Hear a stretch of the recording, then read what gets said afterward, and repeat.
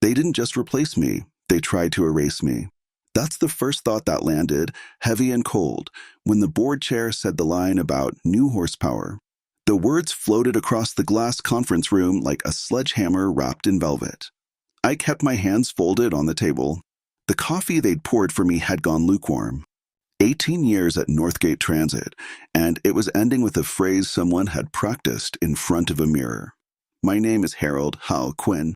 I was 58 years old and, until that meeting, Senior Vice President of Operations at one of the most reliable logistics outfits in the Gulf region.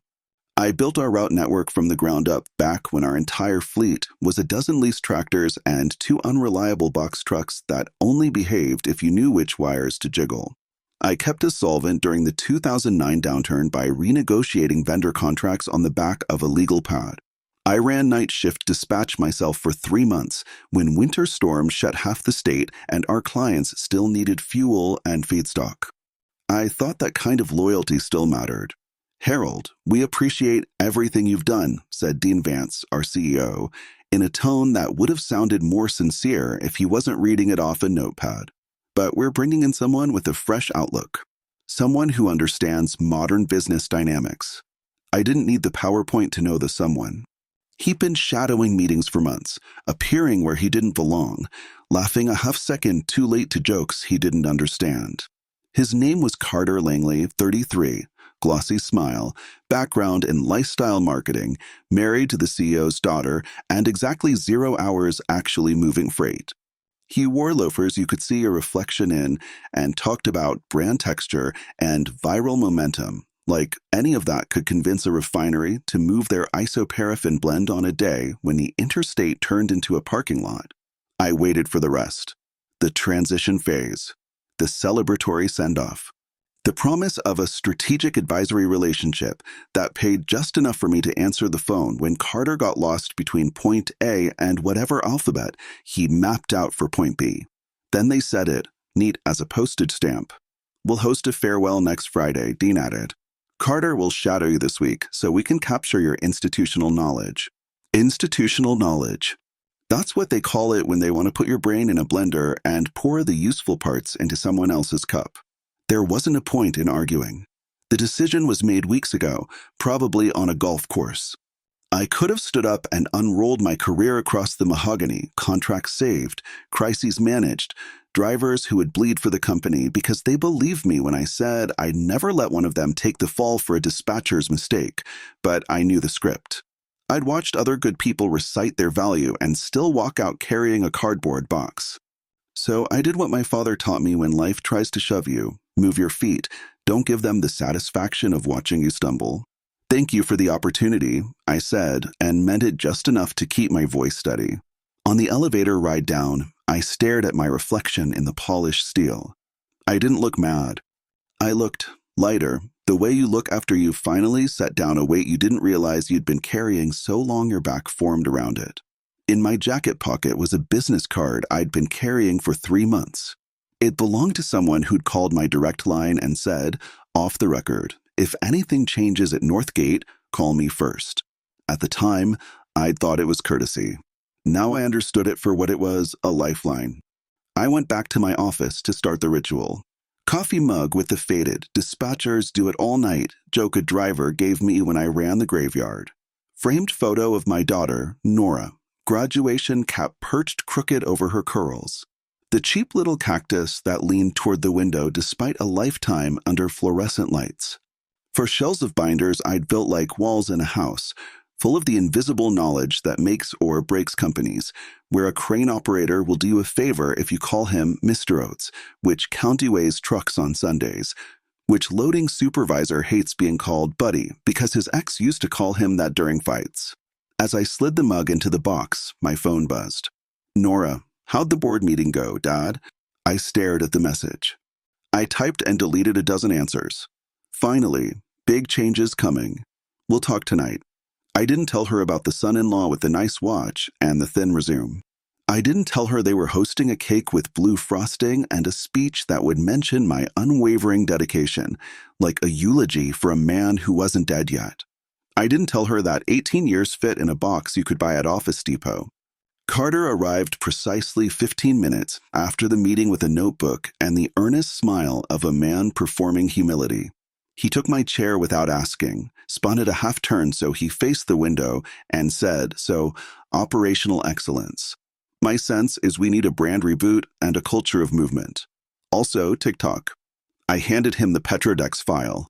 "What's this?" he asked. "65% of our revenue for the last 3 years," I said. "Start there."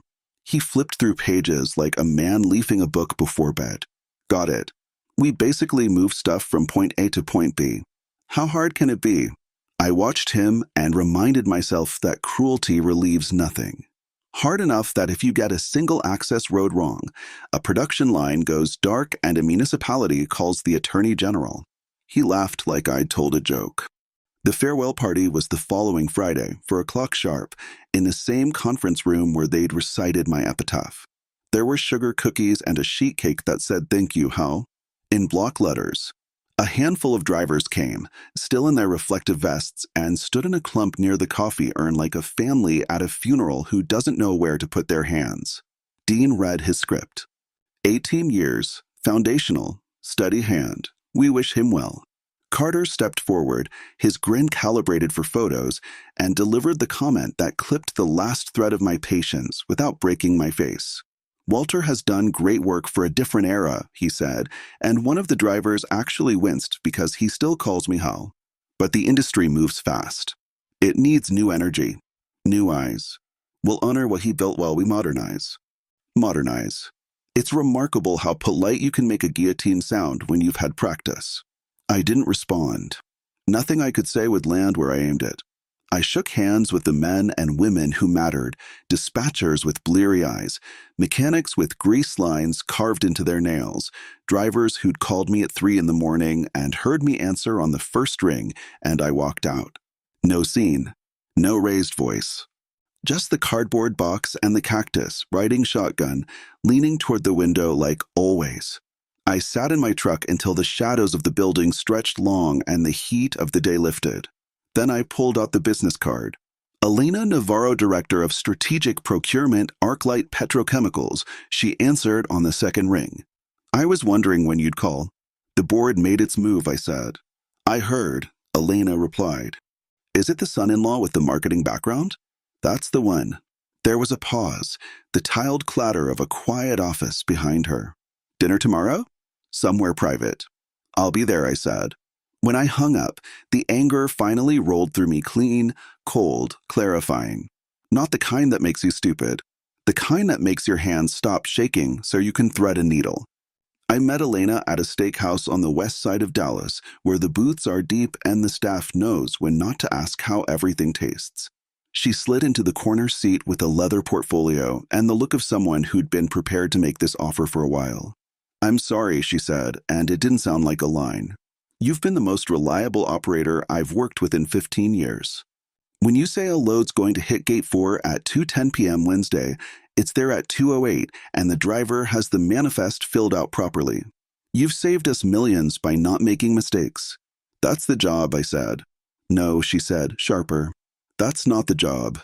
That's what people think the job is when they've never done it. The job, Hal, was when you drove out to Westlake at midnight during the freeze because the overnight coordinator panicked, and you walked the rack yourself with a flashlight and a clipboard. The job was when you pulled a backup carrier out of Lubbock in 6 hours when the regular supplier's exit ramp iced over. The job was when you rerouted around a flooded spur because you remembered a county commissioner in Brazos hates trucks after sunset. That's the job. We don't trust Northgate Transit. We trust you." She opened the portfolio. Inside was a one-page summary of ArcLight's current contract with Northgate. $118 million over 3 years. Options to extend. Service levels that would make a weaker company sweat. "Our agreement is up in 60 days, she said. "My board is authorizing me to explore alternatives." I stared at the paper and felt my pulse slow. "Who?" "Seaport Meridian," she said. "They've got deep pockets and a clean balance sheet. They're building out inland logistics and want leadership with relationships. Their CEO, Dana Whitaker, reached out. She's sharp. Former ExxonMobil director. She understands that reliability isn't a slogan. She asked me who I'd trust to build an inland division. And you said? I'd trust the man who's been doing it for 18 years while your CEO wooed clients with golf outings, she said. I told her I wouldn't even take the meeting unless she agreed to talk to you first. She pushed another sheet toward me, terms that made my breath catch. Executive Director for the new Inland Division, full authority, profit share, equity vesting over 5 years. The number was generous. The equity could change my retirement. The authority, I hadn't realized how starved I was for it until I saw it in print. There's one condition, Elena added. Seaport wants to announce before end of month. 2 weeks. That's enough time, I said.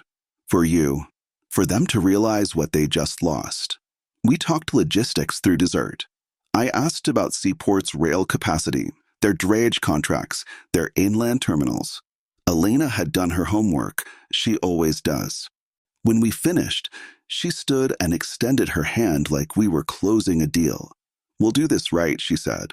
On Monday morning, I drove across town to Seaport Meridian's Glass and Steel headquarters by the Trinity River. Dana Whitaker met me in a conference room that looked onto a row of cranes moving containers like chess pieces.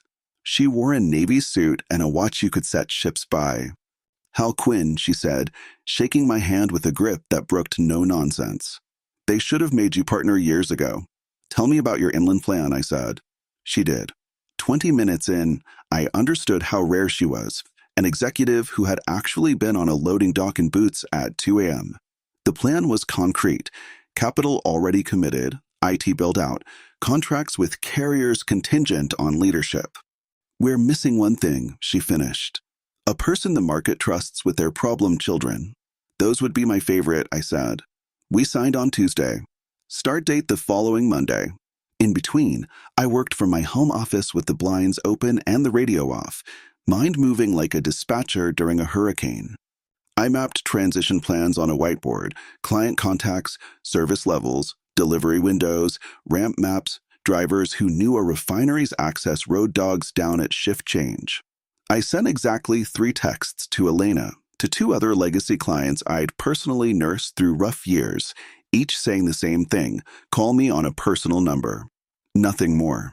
No promises. No poaching. On Thursday night, my phone buzzed. Northgate. This is James, a voice said. From Mr. Vance's office. He'd like to schedule a meeting tomorrow at 9 to discuss transition planning. I don't work there, I said. He's willing to offer a consulting fee. I'm not, I said, and ended the call. Friday, the Houston Business Journal posted a short piece that sent the room humming like a server rack. ArcLight Petrochemicals had filed notice with the SEC that they would not be renewing their logistics agreement with Northgate Transit. The stock dipped 15% by lunch. My phone lit up with a number I didn't know. I let it go to voicemail. Hell, this is Carter Langley. We need to talk. Call me immediately. I showed Dana the text. She smiled the way a surgeon smiles when a tumor slips free in one piece. He'll try anger first, she said. Then money. Then the PR firm, I said. Then the lawyers. Then the guilt. She nodded. We'll be ready. I didn't call. I didn't gloat. I didn't put anything on social media. I went to work. The following week felt like orchestrating a symphony with deadlines instead of music. Elena's legal team spun up transfer documentation. Seaport's IT migrated EDI connections. Our carrier onboarding ran like a fire drill with clipboards. Meanwhile, Northgate's phones rang in bursts. I know because drivers I'd mentored sent me screenshots of the dispatch dashboards, orange and red blocks where green should be. You never know how many single points of failure your system has until you rip out the person who's been quietly redundancy-proofing it for 18 years. On Wednesday, another client I'd served since they were a family-owned solvents distributor called my personal cell. We heard you landed, their COO said. We're not signing renewal paperwork until we know who we're signing with. Send me your terms. On Thursday, the CFO of a plastics manufacturer asked if I had time for lunch the following week. We're unhappy with Northgate, he said. The new guy sent an email calling our ethylene shipments product. We don't ship product. We ship feedstock. Words matter when the wrong term gets you flagged by a federal auditor. By Friday, I could feel Northgate's executive suite moving through the stages. Denial, This is fine, anger. This is personal, bargaining. What raise do you want? Depression. We might be in trouble, acceptance. Call a private equity firm. The board scheduled an emergency session for Monday morning. At 9:02, ArcLight's termination hit the wire. At 9:29, Morrison Chemical filed notice of termination citing strategic realignment. At 10:11, Gulf States Refining asked Northgate to tender immediate return of proprietary documents. At 10:30, Carter's number popped up again. I let it go to voicemail. How? You're destroying the European. He stopped himself, caught in a script from a different firm. He tried again. You're destroying the company out of spite. What do you want? What I wanted was simple and utterly unavailable from him. Respect retroactively applied to 18 years. Instead, I wanted to work, so I went back to it. It's astonishing how fast a reputation moves in a small industry. By the following Thursday, 3 companies I had never contracted with called Seaport to ask if I'd be involved if they signed. We're less interested in the logo, one VP said. We want the person who picks up on the second ring and knows the difference between a hiccup and a crisis. The German firm Northgate had been quietly courting. Seaport heard about that from one of our harbor pilots, was suddenly skittish. The value of buying a book of business shrinks when the book is missing chapters. Their lawyers started asking for client retention assurances. Northgate's lawyers began drafting words that sounded like assurances. Patricia Wells, Northgate's HR director, called a week later and asked if we could speak off the record. She'd never dialed my number before. She must have taken it from an old emergency contact form. She sounded tired the way people sound when they've been pretending for too long. I'm sending my resume, she said before I could answer. And I'm sending you something else. The CEO has been intercepting your email for 6 weeks. He set a rule to forward your client communications to his account. He backdated Carter's employment paperwork by 3 months to make it look like there was a planned transition. He's been telling the board you were checked out and planning to retire. She paused. There's more. He's been in talks to sell our international client list to a Berlin firm. Signed a preliminary term sheet 2 weeks before they let you go. He told them you were unreliable. She sent me proof, metadata, HR system logs, email headers. Dana's legal team filed them carefully where they'd do the most good and the least harm. We weren't suing anyone. We weren't writing a press release. We were making sure that when the narrative got told, it bore a passing resemblance to the truth. Patricia started at Seaport 2 months later in a role that fit her, crisp, composed, tougher than she looks. She cried the day she turned in her Northgate badge. Not for the job. For the version of herself who'd believed she owed them her quiet. 3 weeks after I started at Seaport, Dana walked into my office holding the Dallas Business Chronicle, folded to the second section. You might want to see this, she said. Northgate Transit seeks emergency funding after client exodus. The article ran the numbers we already knew. Within 14 days, they'd lost 68% of their top-line contracts. Their stock had cratered. Their board had asked Dean to pursue other opportunities. Carter had resigned to focus on family and joined his father-in-law's real estate hobby. A private credit firm had supplied a life raft at terms that tasted like seawater. The new operations manager was a kid I'd trained named Jacob Morales. I liked him. He listened more than he spoke, tasked with stabilization. I didn't feel joy reading it. Relief, maybe. Satisfaction that reality sometimes lands where it should. But no glee. When companies implode, good people get hurt. Drivers lose hours. Admins lose health insurance. A warehouse clerk goes home and explains to her kid why they can't sign up for baseball. Jacob emailed, Dana said, sliding me her phone to read it. He was looking for overflow work. He wrote like he expected me to delete the message. I didn't. If you can meet our standards, we'll subcontract, I wrote back. No special treatment. No exceptions. Professional courtesy has a way of feeding everyone. By fall, Seaport's inland division looked like we'd been around for a decade. We opened 2 cross docks on schedule. Our EDI error rate ran under 1%. Our on-time percentage bettered my best year at Northgate. We hired dispatchers who knew there's only one right answer at 2 in the morning. I'm on it. We paid drivers what they were worth and treated them like the difference between a promise and a lawsuit. We built a library of route lore, stuff no system ever captures. Like never sending a driver named Gina to Gate 7 at Hollow Creek because there's a security guard who tried to write her up for a boots violation, and we don't put our people in positions where they need to swallow rage to keep a job. I started getting home before 9. I started cooking again. I stopped sleeping with my phone on my chest.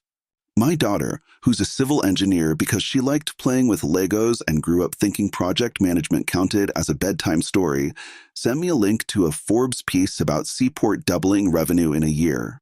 "You look good in the photo," she texted. "Less haunted. More like my dad did when I was 10, and we built that awful treehouse together that fell down when we tried to put a roof on it." "Hey," I wrote back. It didn't fall. It declined structurally. "You're doing okay," she wrote. I was. But the story wasn't done. In late winter, Jacob called. He sounded older than his 31 years, but steady, like a man who learned the hard way what isn't going to kill him. "Can I buy you coffee?" he asked. We met at a diner that still writes orders on carbon paper. He slid into the booth with a binder and a look I recognized, someone who decided he'd rather rebuild an imperfect thing than burn it down for heat. He told me the truth Northgate had whispered into the wrong ears. They'd chased volume they couldn't service, cut corners, believed spreadsheets more than dispatchers. He didn't offer excuses for being part of the machine. He didn't ask for sympathy. He had a plan: narrow their scope, get religion about service, stop lying to themselves and their people. He handed me a packet: capacity, lanes, rates. "You'll be held to the same standards," I said. "Good," he said. "We need them." We gave him a trial lane in San Angelo that had broken more carriers than I care to admit. He nailed it. Then another. Then 2 more. We didn't give him our crown jewels or clients we'd bled for. But we gave him routes that would keep his drivers' kids in braces, and he ran them well. I sent him a 1-line email after his 4th perfect quarter. "Proud of you." He replied with a screenshot of his dispatch board and the word "trying." I didn't tell him his old CEO had left me a voicemail early on, voice-controlled but thin, offering me a special advisory relationship. I deleted it. He learned the difference between money and value too late to keep mine. A year after the cake with blue letters, I walked past Northgate's old HQ on my way to a meeting and saw a for-lease banner draped over the lobby glass. The letters were white against blue, like someone had tried to write "Thank you, Hal" in reverse. They'd moved to a smaller facility near the Beltway. They'd turned into something they'd probably long needed to be: a lean regional carrier without grand illusions. Maybe they'd survive. Maybe they'd become honest. Sometimes collapse leaves you no space for ego. Before lunch, I swung into a greasy spoon I favor when I need a reminder that fancy doesn't always mean better. I took a corner seat and checked my messages. One was from Elena, a photo she'd snapped of a placard on a conference room door at ArcLight: "Seaport Meridian, quarterly QBR." Her text on time, as always. The next was from Dana, a draft of our expansion plan into 3 new markets. The last was from my daughter again, a picture of a small box with tiny socks in it, my first grandchild en route. When the waitress poured coffee, she asked, "You heading to work?" "Always," I said. She nodded like that meant something true. People ask me, when they hear the story, whether I plotted revenge. Whether I carried a grudge like a saint carries a candle. Whether it felt good watching the men who dismissed me take their turn under the humiliations they thought they mastered. Here's the truth that surprised even me: my revenge wasn't their collapse. It was walking into a warehouse at 6 in the morning and seeing our people grin because our trucks start on time and the night crew left notes that make sense and nobody's going to blame them for doing exactly what the plan told them to do. It was opening my laptop and seeing a calendar full of problems I like solving. It was a text from a driver named Keisha who wrote, "You sent me to Brewer County on a Friday night?" "I'll bring Kolach's Monday morning for punishment," and attached a photo of her at Gate 2 with a security guard who looks like he's telling her a dad joke and making her day better. It was remembering that all those years at Northgate, I didn't build a company. I built relationships a reliability made flesh. That's what Elena trusted. That's what Dana hired. That's what Jacob is trying to resurrect in a smaller, humbler way. That's what the son-in-law never understood, because no one had ever made him stand on a gravel berm at 2 a.m. and improvise a solution with a bungee cord and a prayer. People in glossy shoes think logistics is moving product from A to B. They're wrong. Logistics is moving trust from people to other people without dropping it. I still carry the cactus on my office windowsill. It still leans toward the light. It survives neglect and overwatering and a life under bulbs that don't mimic the sun. Whenever someone notices it and asks why I haven't upgraded to something more attractive, I say, that plant is the reason we'll beat companies twice our size. They laugh. Then they stop because they see I'm not joking. 2 summers after I left, I stood behind a lectern in a conference room named after a ship we'd unloaded that spring and presented our numbers. Quietly, without fuss, we'd tripled inland revenue. Our driver turnover sat at a number our competitors called impossible. Our on-time percentage was boring in the best way. Our safety record got us rate tiers that made our CFO grin like a thief. When I finished, Dana didn't clap. She simply said, "Ship it." That's how you say, "Well done," when you've both been around long enough to know flowery words are cargo that eats fuel. On my way back to my office, I passed a new kid in a company polo looking at a route map with eyes too wide. I stopped. "You lost?" I asked. "Trying not to be," he said. They gave me the Whitman account. "I don't want to mess it up." "What's your name?" "Luis." "Come on, Luis," I said, tilting my head toward my office. "Let me show you the part the system doesn't know. The gate guard at Whitman's got a granddaughter who's a nurse, and if you ask, 'How's she doing?' she'll tell you, and then she'll wave you through even if you screwed up your check-in time by 11 minutes, because traffic on the loop did what it always does at 4:17. He followed, relief loosening his shoulders. "This is why we win," I said, tapping the map. "Because we remember people. Because we remember that the first promise a company makes is to show up when it said it would and not make the other person stay harder." He nodded, earnest in a way that made me smile. "I won't forget." "Good," I said. "Someday, you'll be the one telling someone else." My phone buzzed, a text from an unknown number that resolved, after a second, into a contact I hadn't thought about in months. "Carter, saw the article about you in Transport Weekly. Congratulations." I stared at the message for a heartbeat, then typed 2 words, "Thank you." He didn't respond. Some stories end with slammed doors. Some end with a quiet acknowledgement that the door was never yours to begin with. In the end, they didn't just replace me. They tried to erase me. But the moment they told the market I was gone, the market told them who I actually was. It turns out the best revenge isn't their crush. It's your own momentum, built the unfancy way, one on-time appointment, one solved problem, one answered phone at a time. Now, when my daughter asks what I'm most proud of, I don't show her the shareholder reports or the magazine articles or the equity statements. I show her the whiteboard in Dispatch where somebody wrote in green marker, next to a list of driver birthdays, "If hell ever tells you a truck can do it, the truck can do it. If he tells you it can't, don't try to be a hero. He's already checked." That, to me, is a life's work. I still keep Elena's card in my wallet, out of superstition, maybe, or gratitude. Sometimes I run my thumb across the raised letters and think about how a single call can change everything and nothing at the same time. The work is still the work. The honor is still earned daily. The cactus still leans. And the trucks keep moving from where they are to where they're needed, as if the world depended on it, because a lot of days, for someone somewhere, it does.